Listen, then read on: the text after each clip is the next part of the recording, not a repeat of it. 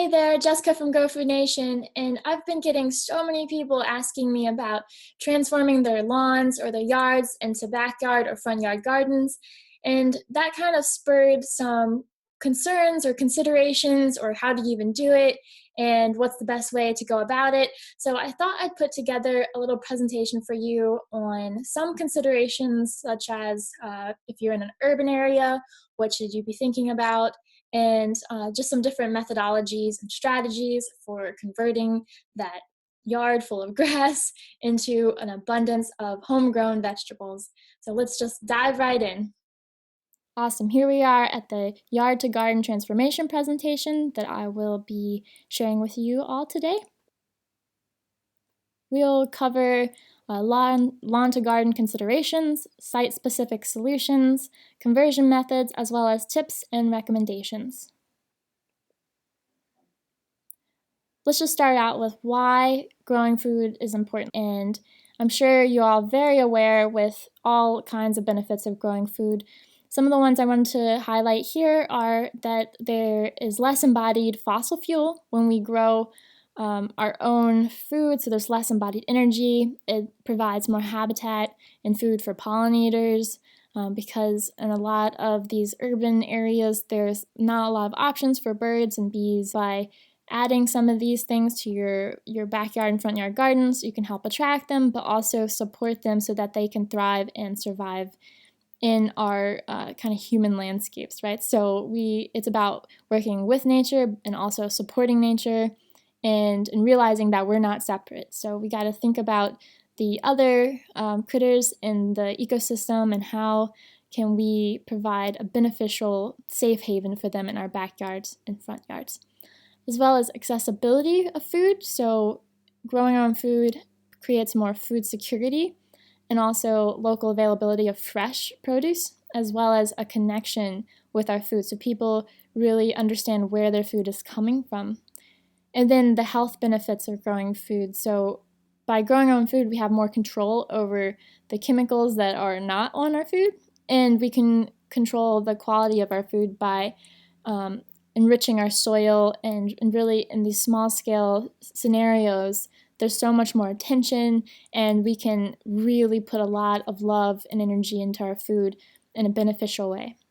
Also, gardening provides benefits for our physical activity levels, and by getting outside and getting our hands in the soil or just coming in contact with plants and fresh air, it really helps reduce stress. So it's good therapy and good exercise.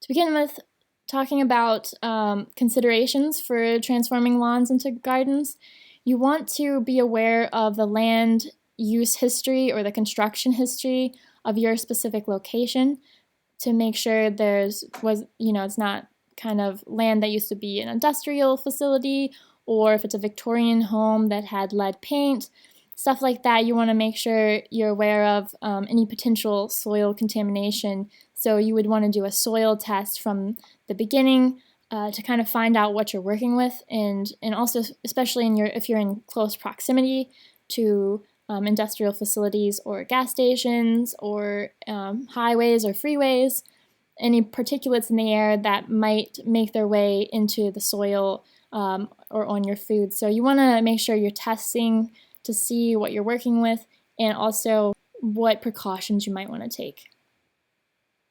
So some site-specific solutions. If you do have contamination issue in your soil, one of the things that I've seen people do are fishbone meal. What they do is they apply a layer of it on the growing area, and then on top of that they put 6 inches of clean soil, and then they might even cover it with wood chips or do raised beds on top of that. The phosphorus in the fish bones helps to kind of encapsulate any lead issues, and they've been doing this for bioremediation on military camps and other contaminated areas for many years. So there's a lot of resources that you can access in your local area from the organizations that can provide you with more information on bioremediation programs for your soil type specifically. Also, by bringing in fresh and clean soil from an outside source, that it has already been tested, or compost. The awesome part about adding this to your soil is that it helps dilute any issues that could be there, especially this is important if you plan to grow directly in the soil. What some people do is they also cover the soil and build on top of it. So what you can do is some recommendations, which this is meant to avoid, are to remove the top 6 inches of your soil and deposit them somewhere else. But this is really only moving the issues to somewhere else where somebody else has to deal with it. So you're not really fixing the problem, you're just relocating it somewhere else. It's really good if we can just take care and fix our issues right at the source. And one way to do this is to apply a barrier such as cardboard, a thick barrier, and then go ahead and mulch on top of that at least 6 inches, and then build raised beds.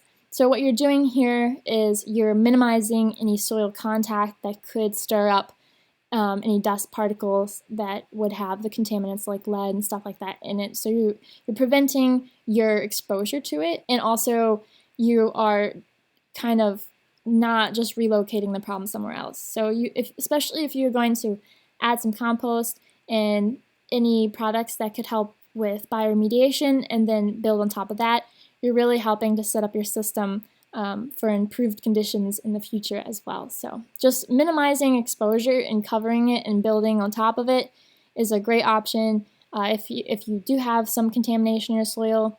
If you don't have contamination or it's very low, you can do the dilution and use some of the organic remediation methods to help dilute and tie up anything, because it's really about mobile lead and mobile contaminants that are the issue.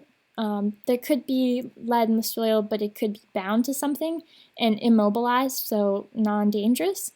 And that's what we're going for. We're trying to make sure that there's no kind of mobile contaminants in the soil moving around that could get stirred up. Some other solutions are to pick higher up, so choosing plants that you don't have to kind of pull them up off the ground for. So if you're wanting to grow root crops, you would try to grow those. I wouldn't recommend growing root crops in contaminated soils because those have the highest concentration, or they uptake the highest amounts. So if you want to plant carrots or stuff like that, and you know you have contaminated soils, make sure you're doing it in a container with clean soil. And then you can also choose tall leafy greens. Like you see this kale here in this picture that's really close to the ground, and other types of lettuces that grow really close to the ground might not be the best option because if it's touching the soil, it's going to be absorbing any of the contaminants. And so you might want to choose either a taller type of kale variety or collards or something like that. Or you can do climbing plants. These are really good. So instead of choosing the bush variety, maybe you would choose the variety that needs trellises, like for cucumbers or beans and other things that you can pick the fruit off of that won't be sitting on the ground. And then also there you could choose fruits like tomatoes, and fruits are one of the safest things to harvest in any potentially contaminated areas because they're off the ground and the plant is not uptaking the contaminants and putting it into their fruits as much as they would into the roots. So fruits are a really safe option if you are growing in one of these areas where you're trying to just reduce any potentials for contamination of your food. And then one very effective method of increasing the safety of your food is washing it thoroughly. Just remove all of the visible soil from the, say, lettuce greens or something like that, or from your tomatoes. And really the contamination danger comes from your direct contact with the soil. And so using a salad spinner, washing things multiple times, in scientific studies, this has been shown to be extremely effective. You not even necessarily using soap, just the water from your faucet, washing your vegetables, removing all of the soil, especially in leafy greens that are curly or that have lots of crevices where soil could hide in. You want to really make sure that you're using like a salad spinner and you're really checking it very well. So these are a couple more options for kind of dealing with your specific situation and finding solutions so that you can still grow food. So for conversion methods, a lot of us will be dealing with grass and more grass, and grass is it's definitely something that a lot of people struggle with because it comes back very easily and it spreads very quickly. A few methods for dealing with grass or clearing your area of grass for your garden are smothering it with, like we mentioned before, cardboard or dark plastic. Really whatever you have on hand where you can just prevent sunlight from hitting the grass, and you keep this on for a few weeks, and then when you take it off, the grass will have died back and will either be easier to remove or to build on or to incorporate into the soil. But it's not a surefire method because some of those roots go really deep. If you're not planning to just smother it and build on top of it, one other option would be to what's called like a thermal processing of it. So you could put, it really needs to be really warm wherever you're doing this in the summer with a lot of sun, a very sunny location. And what happens is when you put the clear plastic and there's moisture on it, grass and the roots and stuff start to cook or degrade very quickly. And this is great for killing off any grass seeds in the soil, but I'm not as much of a fan of this one because I feel like it also could negatively affect the microbial population in your soil. But it's definitely an option if you're struggling a lot with grass in your areas. So, and this one's really good for if you're planning on doing direct, like going ahead and planting directly into the ground, because this is a pretty effective method I've found in some of the projects I've worked on with some organizations. Also, like we mentioned before, there's the option to build up. So you just completely cover the grass and you build your raised beds on top of it, and you don't have to worry about them. Also, there's lasagna gardening, and this kind of entails, there's a very specific process to lasagna gardening, and you have a method of layering materials. And the key point here is that you're going to also process those materials before you plant into it by covering them and trapping in the heat and moisture so that you're essentially composting it in place. But you really don't want to skip that composting step, because I've tried lasagna gardening in the past where there's, if you're in a hurry and you don't think, you don't plan enough ahead and you really want to get your stuff in there and your stuff's not completely broken down, you could be creating a really awesome habitat for maybe certain critters that you don't want to be sticking your hands into their homes. So make sure that you're either using really finely ground up materials or you're processing it very well before you plant into it. There's also the option to till and remove the grass manually. And some people I've seen do this, they use a tiller at a very shallow level, like an inch and a half, and then that kind of slices the grass at the bases, or the roots kind of pulls it together into clumps. And then what you can do is, after you run the tiller over, you can go by hand and kind of scan and pull out all the grass clumps. If you do this, it's really good to compost those grass clumps, because I'm not a fan of removing organic material and then throwing them into the landfill. So it's really good to be able to process your own organic matter on site. But if you are going to use that compost later in your garden, you're going to want to use a hot compost system. So you can make sure you're killing off the roots and the seeds, because that's the last thing you want, is to do all that work to remove the grass, put into your compost pile, and then apply that compost later to just have the grass grow right in your garden again. And then you can also use hand tools instead of a tiller to manually remove the grass. This method, if you're going to choose to do, I'd highly recommend you to water the garden area that you can convert 1 to 2 days in advance so that the soil can loosen up where you're going to be pulling the grass out, so that the roots will come out easier. These are just a few options. There's so many different strategies out there depending on your scenario. It's really just choosing what you have the resources for and your specific location and climate so that you can choose what is going to work for you. And also it's just going to depend on what time of the year that you are preparing for your garden and what season it is where you are, because some of these options take longer and then some of them are kind of a quick and dirty method.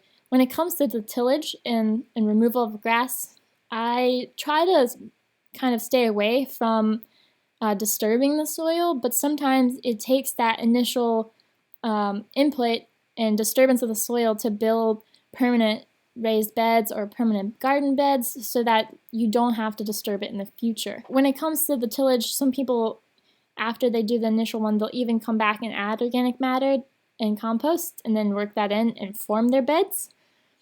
And this method is a quick method as well. And the idea is that when you need to rework the soil to plant your next crop, you would use like a broad fork to come back in, and basically what you want to do is just, once you've disturbed the soil once, minimize that. Don't turn your soil over anymore, because that is going to off-gas the carbon, which creates like a spongier soil that absorbs and holds more water and just builds more life. It's a more ecologically active soil, so also whenever you're disturbing the soil, you're affecting the ecosystem.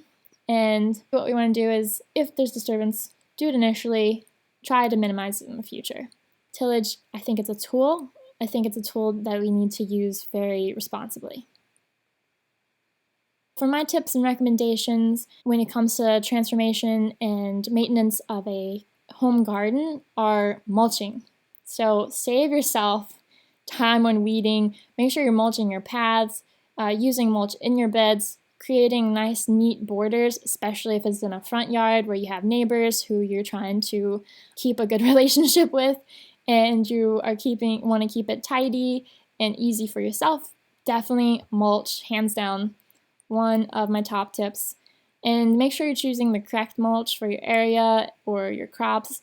If I'm using leaf mulch, I like to have shredded leaf mulch. Even shredding up straw is really good because you can kind of mold it easier around your plants. And when it comes to my paths, I prefer wood chips. Keeping the whole area mulched will really make it look a lot nicer as far as for the wider public. And then setting up a drip irrigation system makes your life so much easier. If you add that with a water filter, you can keep the chlorine and the chloramine from killing off your ecosystem that you're working so hard to create. It also prevents a short-circuiting of your nutrient cycling for your plant, because if your soil dries out, the microbes won't be able to thrive and they won't be able to feed your plants. By letting the soil dry out, you could really be boosting the potential for your plants to get disease because they'll be stressed.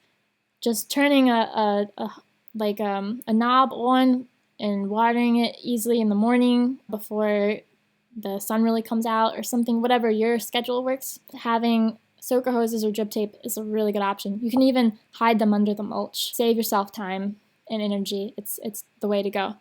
Also, one of the important things to do is to provide adequate nutrition for your plants, especially when you are just starting out with a garden and you might not be starting out with the most amazing soil. Sometimes the best way to build awesome soil is to focus on the health of your plants first, because once you've done everything you can for the soil, it's going to take time to get itself situated. So what you want to do is go ahead and focus on the plants, because the plant will provide exudates and carbon into the soil and help encourage certain microbes into the rhizosphere, which is the area around the roots.